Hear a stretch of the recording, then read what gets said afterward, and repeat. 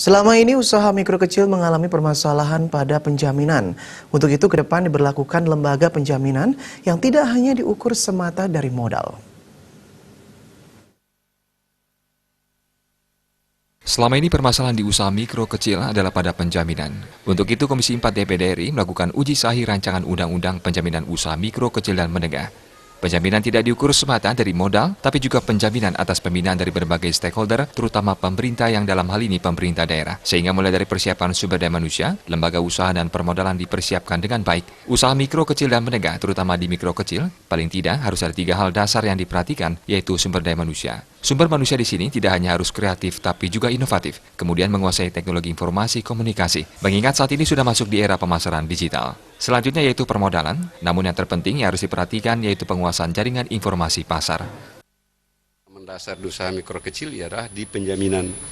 Ya, penjaminan tidak diukur semata dari penjaminan modal, tetapi penjaminan atas pembinaan dari berbagai stakeholder, terutama pemerintah, dalam hal ini tentu pemerintah daerah, sehingga mulai dari persiapan sumber daya manusianya, lembaga usahanya, sampai nanti pada permodalan. Ya, dan ketika pertemuan kami di Komite 4 dengan jajaran perguruan tinggi ini, termasuk dengan dihadiri oleh para pengusaha dan berbagai lembaga yang ada, kalau Bali permodalan tak masalah lagi, tetapi yang masalah adalah sumber daya manusia. Jadi memang usaha-usaha mikro kecil kita, menengah kita ini, terutama di mikro kecil, paling tidak ada 3 hal dasar. Yang pertama adalah di sumber daya manusianya. Apakah usaha mikro kecil kita memiliki orang-orang yang memiliki apa yang disebut inovatif, ya? Bukan sekedar kreatif, tapi dia inovatif.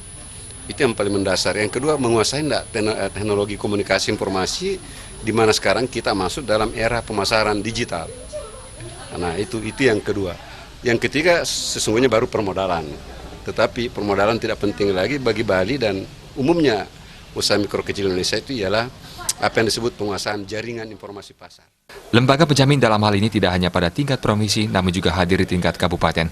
Mengingat usaha mikro kecil banyak yang ada di desa, yang aksesnya sangat terbatas.